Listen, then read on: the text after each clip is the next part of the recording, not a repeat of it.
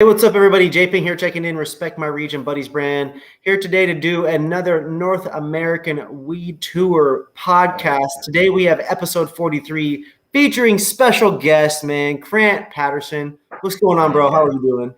What's good, Joey? How you doing tonight? Man, I'm doing well. I really appreciate you being a guest on today's show. Yeah. Everybody, Grant is the CEO and founder of the Cannabis Library. He is widely respected across the southern United States, the Midwest, as well as the YouTube interwebs for his work as a cannabis, CBD, Delta 8, Delta 9 cannabinoid reviewer. He is well known, again, for his perspectives on the Delta 8 and CBD products that are in the market, products that are really undereducated. People are underinformed on these products. And Grant, you've really taken it upon yourself to help the customers, to help the people in non-cannabis legal states to get educated on these kind of things. So, yeah, definitely. There's a lot of people still out there that don't have access to legal cannabis, or they're in a state where it's medical, and a lot of these medical states don't have a lot of options. So, what you got there? This is actually a Delta 9 joint, man. Oregon Sweet Gum. I got this at the Chicago Expo where we met at, and I don't know, contains less than 0.3% Delta 9 THC. In my experience, weed that doesn't have high THC, and weed that has high THC just doesn't usually ever taste very good. So this is going to be interesting. Oh yeah, you said Delta 8 or Delta 9? This is Delta 9. What? Yeah. So that's the thing, is like there is now hemp flower out there that is just grown for low THC, like specifically. And so I know with your background, and for the people that are watching, could you possibly, I know I did a little bit of an intro, could you possibly intro yourself and like who you are, how you got into reviewing these kinds of products? Because I smoke a lot of weed, like I got some fire right here, but this and this are not the same. So please lay it on me. What do you do? Why do you do it? And what the heck is going on with the CBD and Delta 8 space right now? So I guess for me, it started in like San Antonio, Texas. I was actually out there working at a CBD shop. I was just trying to find my way into the cannabis market. And in 2019 in Texas, the CBD market there was no other option. You know what I mean? Unless you moved from Texas, you couldn't get in the cannabis market legally otherwise. So I took this job, and the job sucked. It was shit. The store was shit. Worst quality CBD, honestly, that was in the area. But the person I worked with at the time we realized like other stores had some better options, really. And people say like all CBD is bad. All CBD doesn't get you high, but I think you and I both know like you can have high quality hemp flower. Like people are growing indoor hemp flower at this point, to where the flower is quality flower, but yeah, it's not getting you high because of the THC percentage.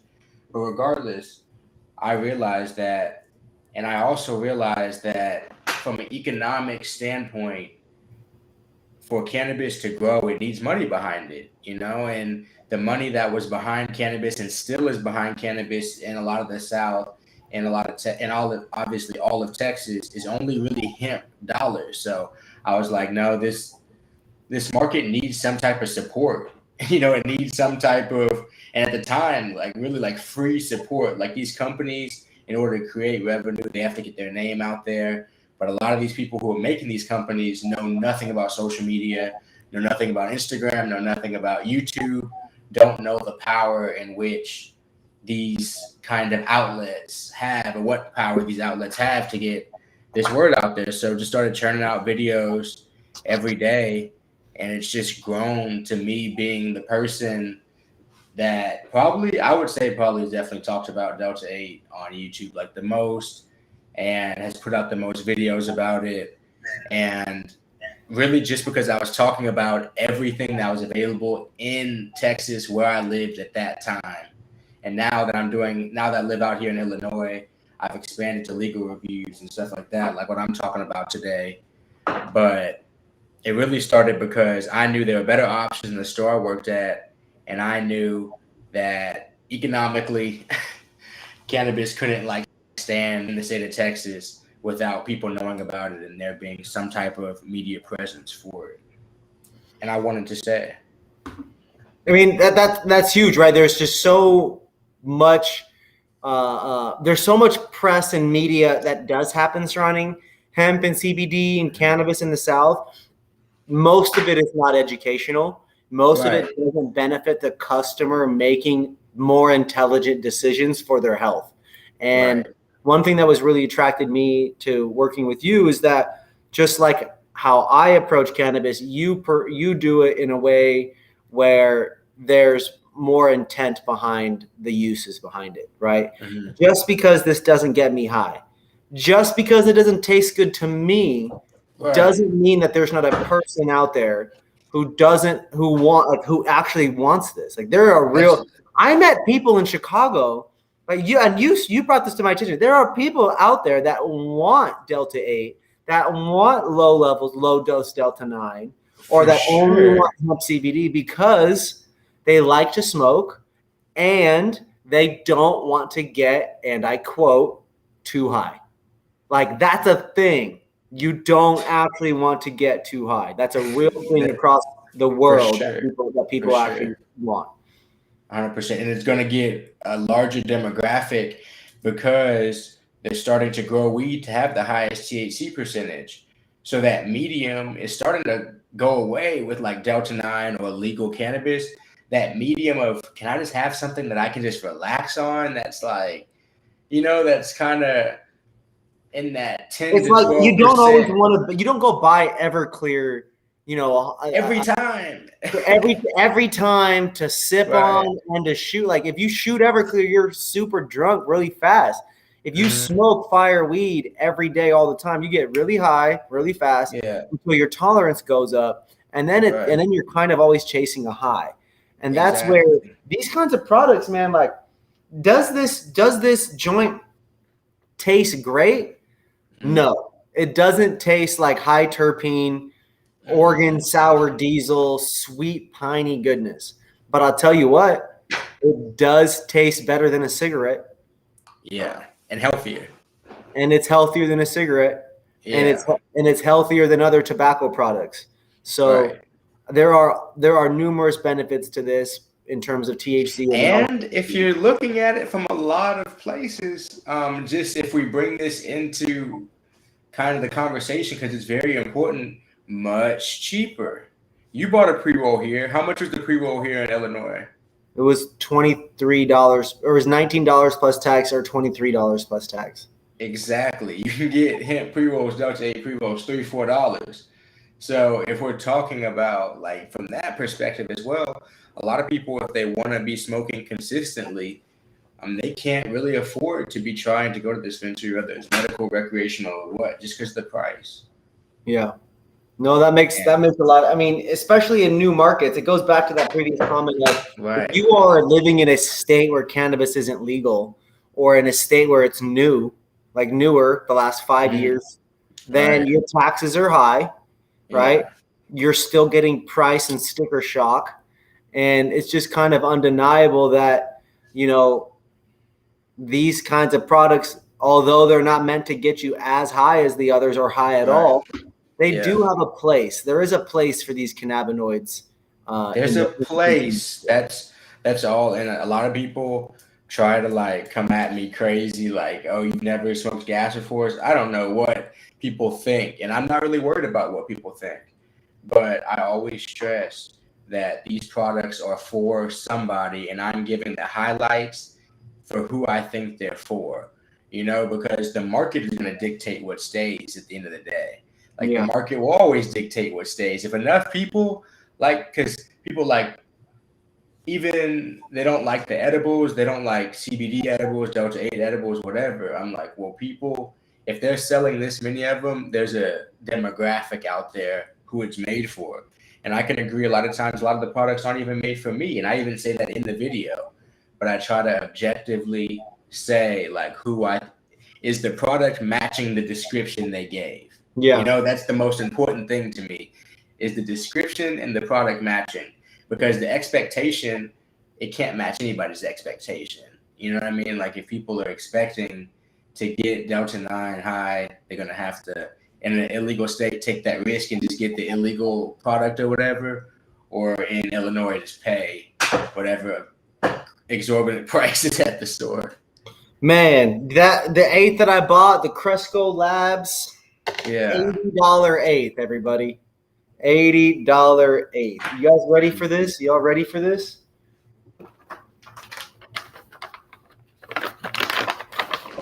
This was $80 eighth. This is $82. Oh my God. $82. Cresco. And you and I, we already smoked a blunt out of this. We already gave our feedback. Y'all can go subscribe to the YouTube channel to see our feedback. It looks like ice cream cake, and it smells like motherfucking hay. So really interesting that the bud smells entirely like hay. You crack the bud, it smells like hay. Sweet hay now. It's like a cured. It's like I think this actually cured better since I first bought it.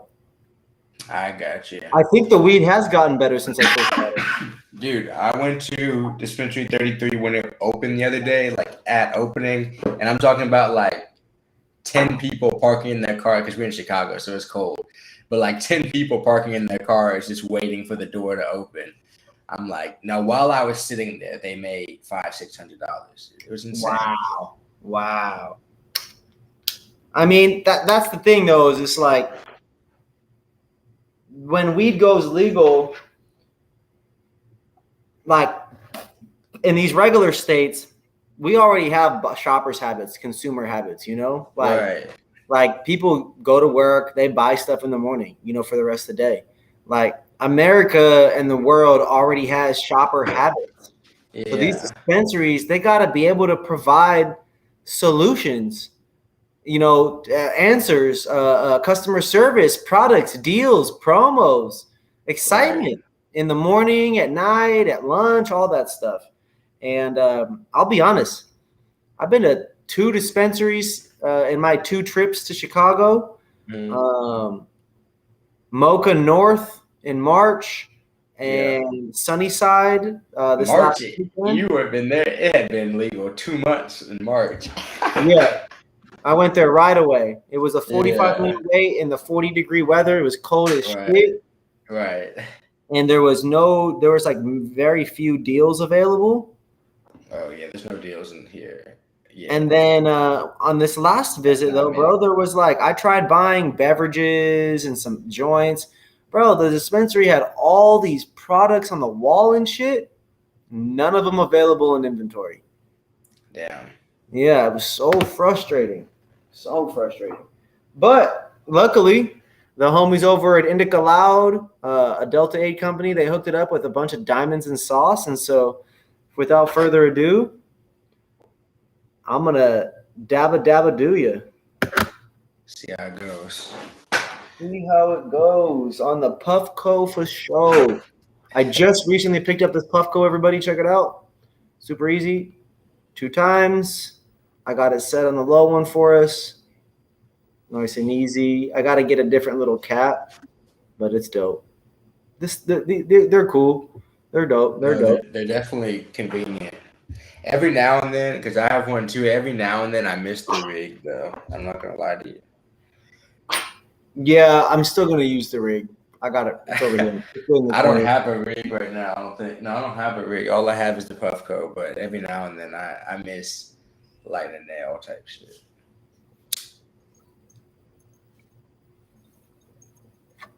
Botanical terpenes taste like candy. The flavor on this is blueberry kush.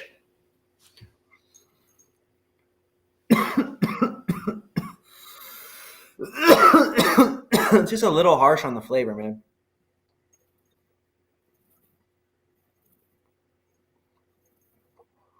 I could have done with half as much terpenes Yeah, And I still would have got the blueberry taste, you know? that's how it is. That's how it is a lot. I'll say. We got a couple comments going on the YouTube right now. Just want to shout out to all the people watching and hanging out with us. Appreciate you guys. We've got Bankroll Blanco, Loud Pack University. You already know what's good, man. Twin Pyramid, appreciate you always tapping in, bro. Most weed sold, not cured. I disagree with that. Most of the weed that I buy in Washington State, definitely cured before it's sold. That's why Washington is typically known to have the best weed at the best price versus having just the best weed across the board. California has the best weed across the board. What time of year I gotta go to Washington? I heard it's always nasty out there. Now you want to go there in like July, August for sure. July, August. Yeah, July, August. You get out there. It's nice and warm. You get the last end of the spring harvest weed, and you get the summer weed. Summer weed in Washington is a little tricky though, because depending on the grow, like depending on the brand and their real estate, their grow situation, sometimes weed in Washington gets a little seedy during the summer because it does get hot. Global warming is a real thing up there. Yeah, it's a real thing everywhere, but like you really be seeing the damage like year after year and shit.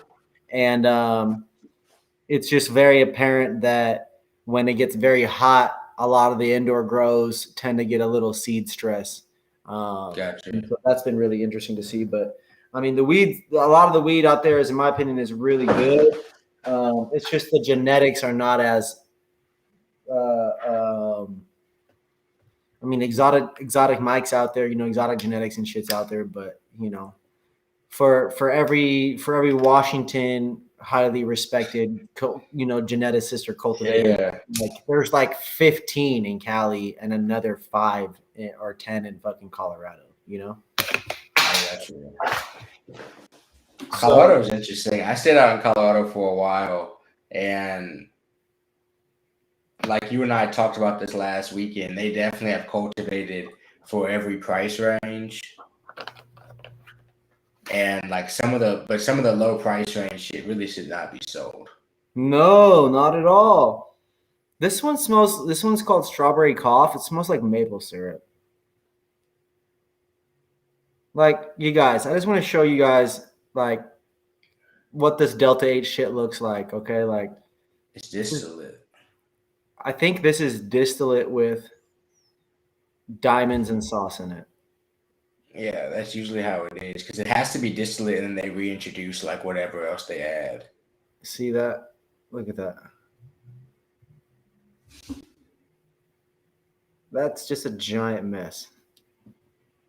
Always. Delta 8 dabs a mess. Why?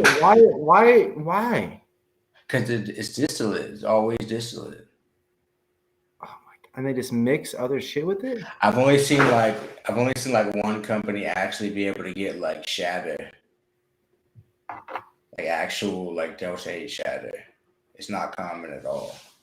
Oh my gosh. Oh my gosh. This is really interesting because the dabs smell like syrup, and so I'm just concerned. I feel people say the CBD and this Delta 9 joint. I feel a body high. Mm-hmm. Yeah, for sure on this Delta 9 joint. And then that first dab of Delta 8 blueberry kush, like I feel a body high. You had a good size one too. Yeah, I feel a body high for sure. Now the other positive is that this company here is called Hemp Rolls. Mm-hmm. The joint didn't make my stomach upset, and I have smoked countless regular strains of weed. Right. That tasted horrible and made my stomach upset. Yeah. It's overall not too bad. I mean, that's promising. Like I told you, I said I'd give it a try, and as long as it didn't taste like absolute trash, like I'd smoke it. Type shit. The perspective also that for me living in legal state, back to illegal state, back to legal state, whatever, like hopping back and forth, that I have is people in illegal states, and I would say most of America at this point still don't dab a lot. No. I think dabbing is a very, very, very niche thing, and YouTube will make it seem like everybody's dabbing, but it's not the case. Like you said, they don't even really sell dabs here in the dispensaries like that. Nah. I was really surprised by that too, because it's like you guys got all that boof ass flour over there. At least turn that shit into some fucking average oil and then let me buy it for average prices. Like, come on, man. I was ready to drop. I went, bro. Sunnyside, I hope you watch this. I went into your store ready to drop $300. You didn't have $300 worth of shit I could buy. Like, come on. Like, for I haven't real. been there yet. I don't think I've been there yet. I can promise you that if it's I have. not. Wait, did you go into like a waiting room and there was like an iPad right there? No. Okay, because I went to one like that and it had like 4 flower choices, 5 flower choices. You click on Indica, it had nothing. I experienced what you experienced in another dispensary though. Like the menus just aren't. Even Dispensary 33 probably had the biggest one, and it wasn't like. It still wasn't a ton, to be honest. Yeah, I mean, like, look, 1, 2, 3, 4, 5. Like, there wasn't even 5 options at that place. You would have to get.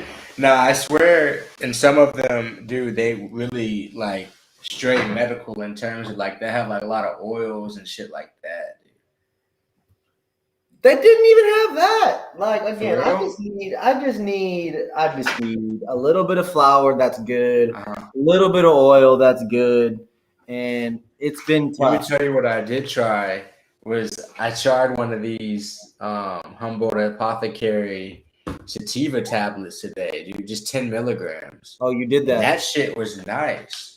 Yeah, it worked. Just 10 milligrams. Yeah, I did have a little bit of caffeine, but that shit was like overall really nice. That's dope. Yeah, I had one of those probably a few weeks back, and I smoked indicas in the morning and gelatos. So did I, but still, it helped me focus. Yeah, I really enjoyed those kinds of products, and that again, that's kind of goes back to this point of this Delta 8 talk and THC. I think there's a product for everybody, for all types of consumers, and I don't think that cannabis and the mindset and the culture that cannabis brings to the table, THC products, legal THC products, I don't think that they're for everybody anymore.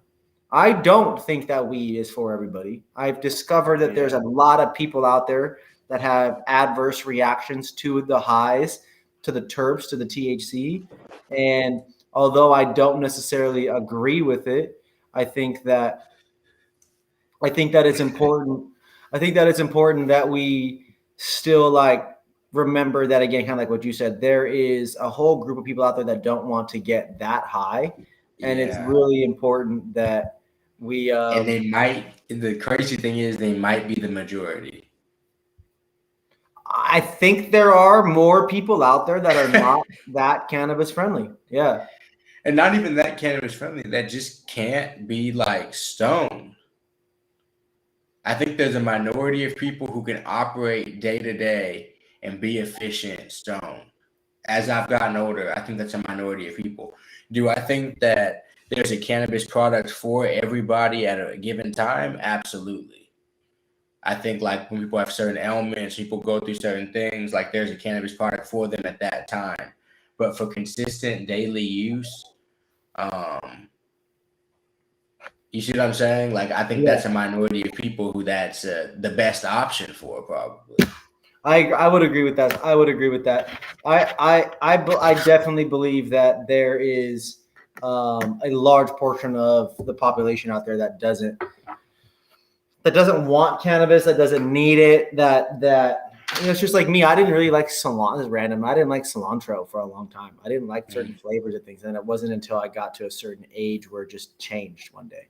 And so, somebody commented that on my channel today. They're like, I found it at 41 after I would retired and stuff like that. Like people find all types of shit at different stages of their life. So it's just wild to think that some people never smoke. I get that. Like it is wild to think about, but at the same time, it's reality that a lot of people have either certain attitudes towards it, have no interest in it. And that's really what I was thinking about earlier. When we were talking about, let's say, for example, the $75, $80 eighth. If you're somebody where an eighth lasts you a month, with which there are a lot of people like that.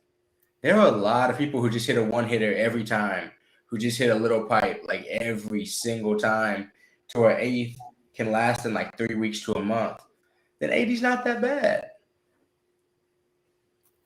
You know what I'm saying? But if you're a consistent smoker and you need an eighth a day, then 80's bad. So like that's the two spectrums to where like a lot of people don't really need that much weed because they use a dry herb vaporizer. I use this like air riser right here a lot, and you can put like 0.2, 0.3 in this bag shit, and it'll fill up the bag 3-4 times and get you stoned. You know what I mean? Yeah. So where you don't need an eighth, if I just use this, could last me a couple weeks probably, and it would be most efficient. But wow. Yeah. Yeah. See, that for me, I can't do anything that slow. I can't either. Trust me. I'm smoking half-gram joints or full-gram joints or. Exactly. I feel you. But at the same time, we have to always remember, or I try to get people who are in the marketing space for cannabis to always remember that, like, if you're on the real stoner spectrum or side of the spectrum, you have to remember that there's a lot of, like, there's probably more occasional users than there are, like, day-to-day stoners. That's a very, very important feedback. There is definitely gotta be more occasional stoners in the day-to-day, making people like us the true minority of the cannabis industry. Exactly. I've been saying something similar like this for a long time, that I believe there's more people out there that don't smoke weed that are being introduced to it than there are that do. As cannabis started to legalize, I think people started to realize that became more and more true, right? Yeah. Like there are just so many people out there that know about weed, but they don't really know about it yet. And Yeah, as people are. I got older and people learn, like, people care about the law. Like, I don't know, like that was something that clicked in my head as I got older. Damn, people really, like, the law actually really matters to them. I don't know if that makes sense or if that sounds crazy what I'm saying, but when I was smoking weed, like growing up or anything, I was never really thinking about the fact that it was illegal, I guess. And maybe that was just me. I don't know if that does that make sense? Like, no, I wasn't actively thinking. it does. I mean, it does make sense though, bro, because like we come from different cultures, but similar cultures, right? And we come from different demographics, different generations. Like you, 5 years younger than me too. So it's like who we hang out with, what we do, and what's normal in those, to us and those people is different. What was normal to me, what was normal to me in Kent. I was just giving somebody an example like last night, like, you know what it's like to find heroin in someone's car. You know what it's like to find smoked pills in someone's bedroom? Most people don't. But if you are in a city or an area that is destroyed or ravaged by opiates and pills and heroin, then that life becomes regular. And so you kind of get lost in that sauce of normality, right? This altered skew of normality. And so that's kind of the same thing in cannabis, where if you surround yourself by just people who think like you, who act like you, who smoke like you, who talk about weed like you, who dab, well, then how do you really ever get to meet and hear the other side and the other groups and the other people? Exactly. Right? The majority. Potentially the majority. Potentially. And especially in a place like where I was living in Texas or whatever, for sure the majority. In a legal space, it's different. Like, people are trying weed as like an option, but people are still like, I know people and like in my family who are still like scared to walk into like CBD stores because of how people view them and stuff. Like, that shit is taboo for sure. Like like people are legitimately afraid to be seen walking out of a dispensary. For sure. That is a They are huge issue. they are legitimate, and then not only that, but if you are African American, if you are a black or brown person in this country, you Yeah. might also be a little fearful in a state like Right. Texas, right? Like Yeah. I remember that walking out of when I used to go buy Swishers at a gas Yeah. station in The smoke Houston. shop is a dangerous spot in Texas because it's like, why are you there? The only reason you're there is because you like weed. And so they could just poach people outside of smoke shops and shit like that if they wanted to. And that's a thing. Like that is straight up profiling, not just Yeah. stoners. That's racial profiling in its finest, 100%. especially in a Yeah. state like Texas. And Yeah. and that's where it's like, I wanted to be one of the people and working with you as well. And one of the people in the space that helps bring awareness that number one, there's more to cannabis than just smoking and getting high. We Right. smoke and we inspire other people. We educate, we inform, Yeah. and also at the same time, we smoke for recreational a little bit. Like Right. we choose to have fun a certain way compared to other people as well. Yeah. So for you, I want to get back to some of the experiences in terms of your background, your reviews, Okay. things like that. You've reviewed over 350 products that you said. You've done over Yeah. 500 videos in 2 years. Yeah. It's a lot of content, man. For sure. Is there any products or brands that really, really stood out as of recently that's fresh on your mind? Um, to be honest, I'm starting to get more into the cannabis tech space also, at least like the stuff surrounding it. So for example, I'm about to start doing like reviews and stuff like that for this company that makes these nice like smell proof silver lined bags and stuff like that. I like this type of stuff, like lifestyle weed shit also. I don't know. So to get away from kind of just like products as well. So if I'm talking about products specifically, the HHC stuff that you saw at the conference, people are like super excited about. And that's across brands. That's why you saw every single table had HHC at that. Because people are just, these labs are constantly finding ways to get hemp products into different cannabinoids and then getting them on the shelf. So that's kind of the way of the channel. If that's because that's like the companies I work with and stuff like that, that's the products they're going to be giving me are the newest ones that are coming out, So I Yeah. can't even really get to anticipate what I'm going to get because you never know which way the market's going to go. But like I said, like bag stuff like that. I've been talking about this air riser some. I like this air riser as well. Can you This show that to bag, us real quick? Can you show this the whole device? yeah, for sure. So this is what it looks like. You can change the bottom color, whatever, but it's just the chamber here. This is how much flour it takes, dude. It's crazy. Like you see, like where it stops, like in there, like that's how much flour I have. That'll be able to fill up this bag like 3 times with vapor, and like that's enough to get me like lit for real. So that's why I like it a lot, really, because of how much it can save you. And it's convenient because it also has the whip system too. If I wanted it, like the hose, you've seen those dryer Yeah. vaporizers, like tabletops with the hose. It Yeah. also is like that as well. It can do a lot of different shit, but That's I dope. like That's it. super dope. So you're getting into the tech space. You've been reviewing Delta 8, CBD, Delta 9 for the last 2 years. Yeah, Obviously, in terms of the flower in those spaces and even the oil, the flower is usually not so terpy in terms of, oh my gosh, that tastes like gelato. Oh my gosh, that right, tastes like kush. Like, these are CBG strains. These are Delta 8 strains. These right, are CBDs, hemp, less than 0.5% of terpenes typically on most of the flower. And then the oil, as we mentioned, a lot of it is distillate mixed with diamonds, right? yeah. And a splash of botanical terpenes for the flavor effects. So for you, do you like? Is there a series of trusted brands that consumers, that you can co-sign for? Um, are there CBD and hemp brands in the country right now that you're like, these guys deliver, damn near every single time?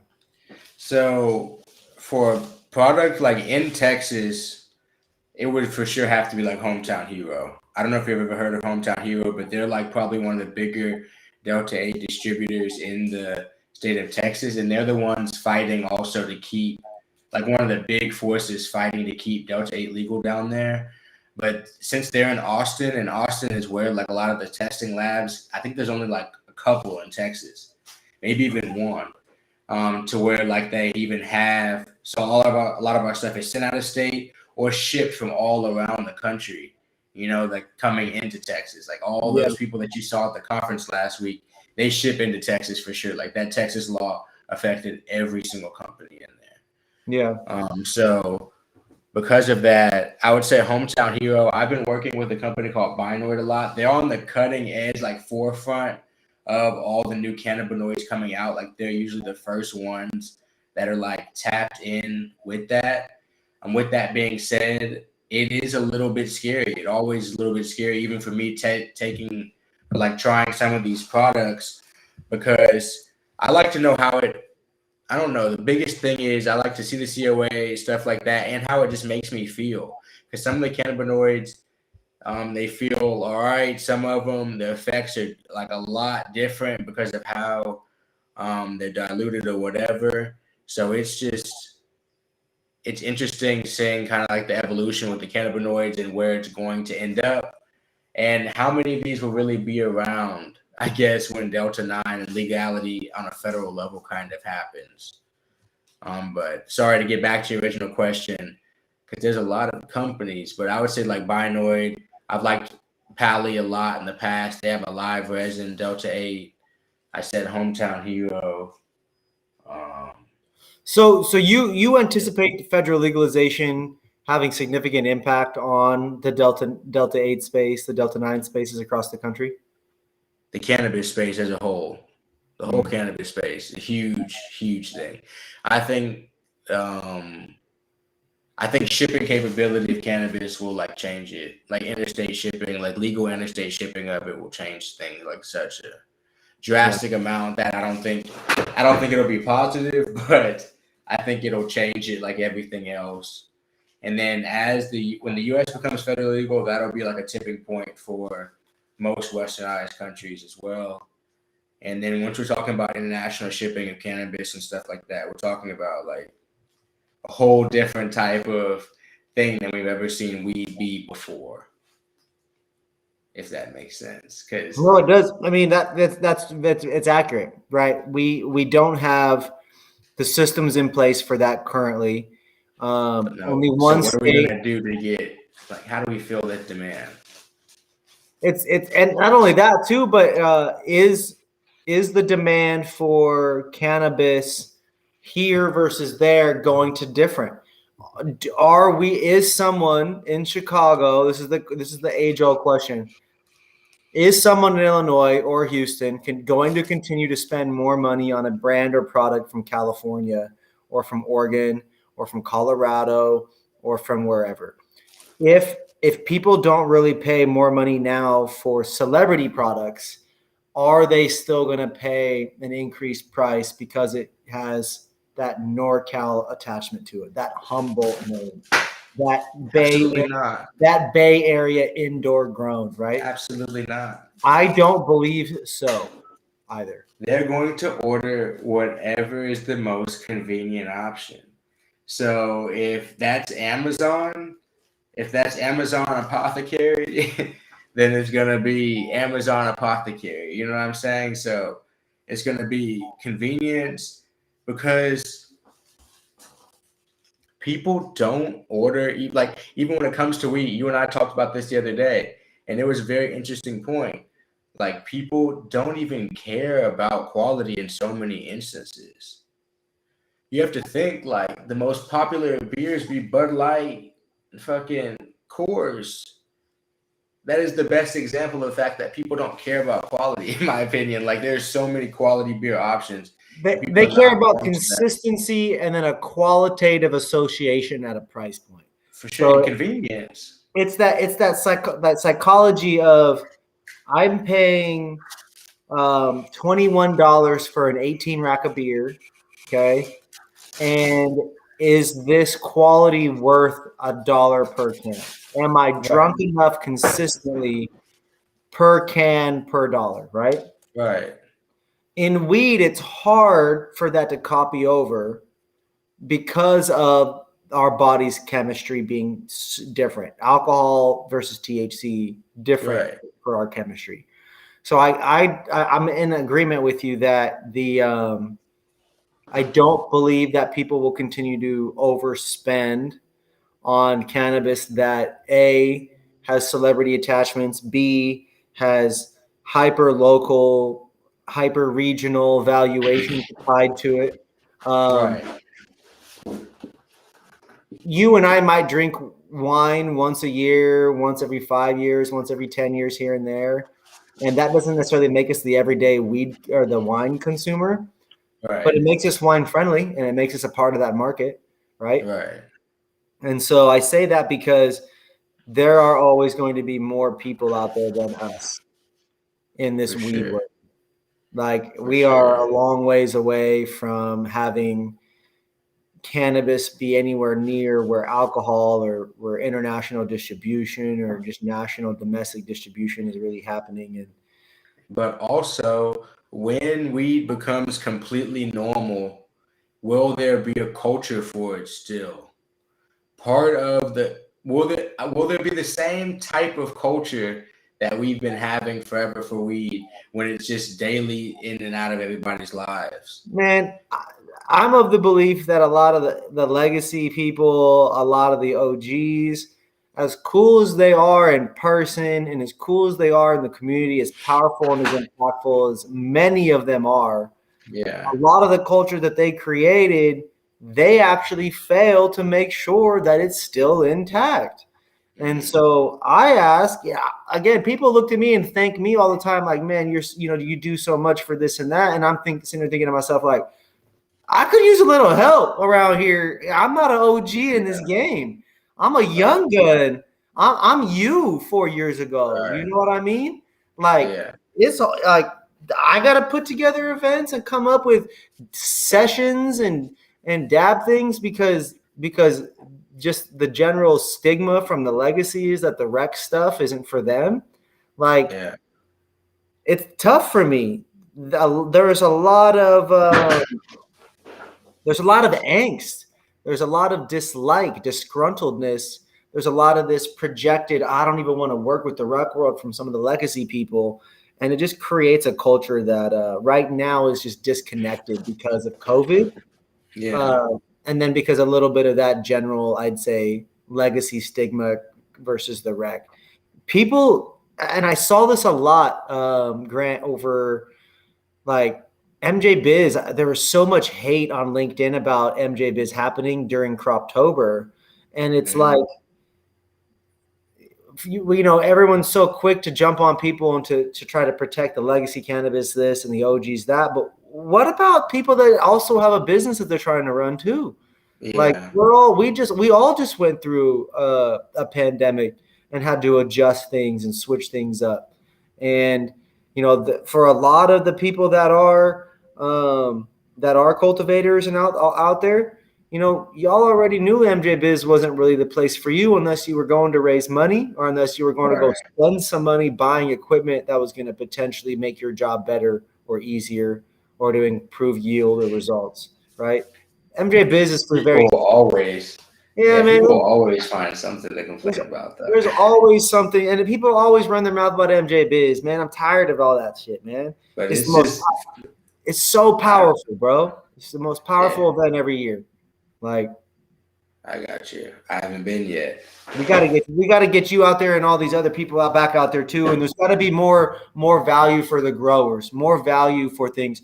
There's definitely avenues to improve upon this stuff. And I'll give you an example. You and I have never been given a handbook for how to be citizens in the U.S. Do you know what you can get pulled over for, or everything? You know when to jaywalk and when you can't? I don't.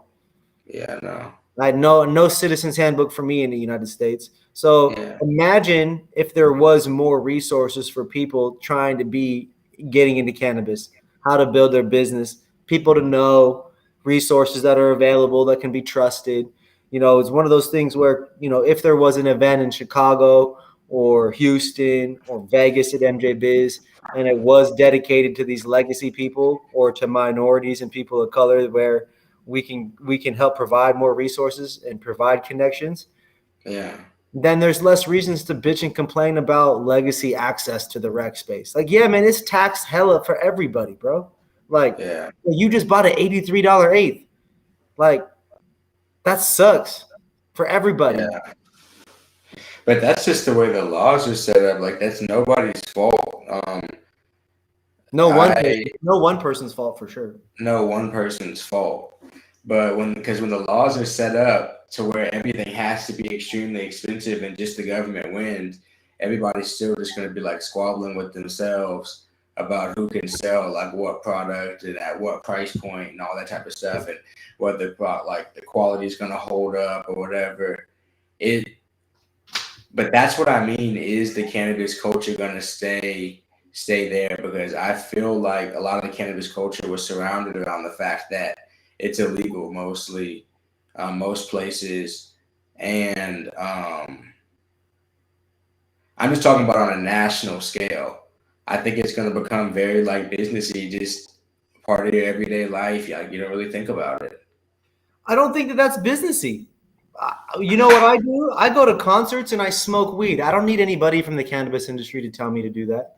For sure not. There's nobody from the legacy market or from this new rec industry market that's going to concerts and telling anybody else, passing this around. Like, people are already doing what you're talking about. Where we're from, 100%. Washington's weed and Oregon's weed has been legal-ish since 2015 and 2016 and 2017. Cali since 2017, Colorado since 2014, 2015. And then you got medical stuff dating in Cali all the way back to 96. I mean, Dispensary's been around since 1996. I was 5 years old, right? Yeah. So for me, I really am of the belief that, this is that pancake dab. Okay. The one that smelled like syrup, strawberry coffee syrup. I'm really of the belief that what you're saying is already happening, but there are a lot of people still fighting the fight. And to anybody watching the episode, it's very important that if you guys want to be going to cool events and doing dab bars, trying RSO brownies at an event, getting to drink mocktails and hightails and all the different kinds of cannabis infusions and creations, then you got to be creative and take the leap yourself. Okay. In Washington State, I was one of the people that was breaking the law and doing private events and secret stuff. Our team was also doing it. We also partnered with other people to get it off the ground. Do I sit here and encourage you guys to go break the law? No, I'm encouraging you guys to find creative ways to keep the culture alive. That's what we got to do. Yeah. That's what we got to do. Yeah, it'll be interesting to see how like the market levels out, because I'm even curious to see for smoke lounges. It's remaining to see whether the consumer really truly enjoys a smoke lounge, like whether you can just smoke there, whether it needs to have like other amenities, like what needs to be going on, whether it needs to be indoor, outdoor. We still don't have the model for it yet, in my opinion. Cannabis everywhere else doesn't have the model, but here and in Oregon it does. So there's already been a successful lounge here. It already failed though. It was successful and then it failed. That is two different things that can 100% happen at the same time. Right. They were going, and then they ran a poor business, and that business that they ran at that point then tanked. Now, but it wasn't because they were running poor cannabis business. They ran a poor business. And so the cannabis side of the lounge was fine, but the business side of what they were doing. Did they sell cannabis at it? It was a cannabis lounge, legal, recreational sales, a restaurant inside, the ability to rent or use devices inside, branded spaces, big Cali brands. But this is where they went wrong. They did not have good business SOPs in place. that would be in place if it was an OSHA standard or if it was some kind of true restaurant or non-cannabis atmosphere. Okay. Yeah. And so that's where, again, I'm of the belief that when the regular world comes in and people who know how to do lounges, who come from rec and tourism in Vegas, they are not going to have a problem doing it the right way with the best. I think it's going to have to be included in what's already there. I think in Vegas, it has to be at the resort. I don't even think in Vegas it can be in Vegas specifically. It can be a separate place where people just go and smoke. But I think the best model has to be included in where people are already like living day to day, like or like staying when they go to Vegas and shit. It's both. It's both. You got to look at where New Yeah. York, the law already says it's the first place in the country where you can smoke cannabis anywhere that cigarettes are allowed to be smoked. Oklahoma like that too. But yeah. 100% across the state. Well, at least Oklahoma City was. Interesting. I know Seattle, Oregon, and Washington, Oregon, and California. You still have general fire code laws where you have to smoke 25 feet away from a building, like in any kind of actual establishment or business. And so it's very tough without throwing a private event or whatever it is. And then you think smoking. Now, this is the thing. This is why you are correct. But New York times Oklahoma times Vegas, it's really the best of all those worlds. You already can do cannabis edibles and cannabis beverages, and that has no issues to do with fire code, right? There should be no issues. That's just liquor licenses versus cannabis licenses. So in terms of like a rec and tourism hotel, resort, Cancun, Puerto Rico, just wherever states that are legal, the issue is that you technically can't have cannabis for sale in the same place that alcohol is for sale. So when that gets figured out, that's going to be immediately changed to where what you're saying, the resorts will carry it. You'll see seltzers available. The first thing you'll see is there will be literally resorts will have THC beverages, like vending machines with just 21 plus cannabis seltzer stuff. Because people don't want to feel like cigarette people, honestly, where they have to be like separated away from everybody. I tell people that I'm like, you can't have people just there smoking. Like, and vaping is actually very intrusive into other people's spaces. People think it's just you blow it into the air and it dissipates, and that's just not how it goes. And so you actually, a lot of the laws in place across the country do not allow vaping in businesses either. And so it comes down again to fire code. And so you are going to end up thinking that edibles, beverages, tinctures, topicals, things like that are always going to be allowed inside, and everything else is going to have to be at least, a solid 10 yards away from the building. Yeah. I guess in that culture also, what I was talking about earlier, a big thing is that when cannabis tourism like kind of goes away, that's going to be interesting too, with how much stuff is set up for cannabis. Like cannabis as what do you mean cannabis tourism going away? When it's illegal in all 50 states, fewer people are going to travel places just to smoke weed.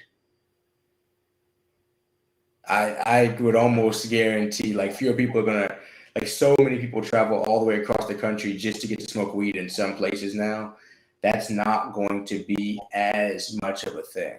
And I don't want to incorrectly quote cannabis tourism and the rec and tourism cannabis marketing associations that exist, but just like people travel around to see baseball in 50 states, people travel around to see cannabis in 50 states, and they definitely.